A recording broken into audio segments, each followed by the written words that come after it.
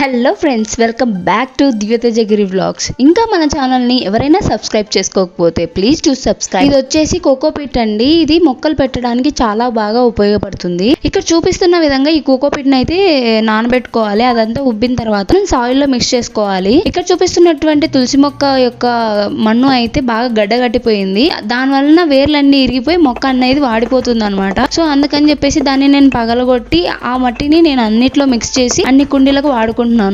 Cocopeat అయితే బాగా ఉబ్బిపోయింది. So దీన్ని నేను ఈ విధంగా మిక్స్ చేసుకొని కుండీలలోకి అయితే ఎత్తుకుంటున్నాను. సో ఇలా నేనైతే ఇంకా 2-3 కుండీలు అయితే పెట్టాను. ఆ కుండీలు కూడా నేను మీకు లాస్ట్ లో చూపిస్తాను. అంత సాయిల్ అండ్ కోకోపీట్ మిక్స్ చేసుకున్న తర్వాత కుండీలలోకి తీసుకొని నేను మళ్ళీ తులసి మొక్క అయితే నాటాను.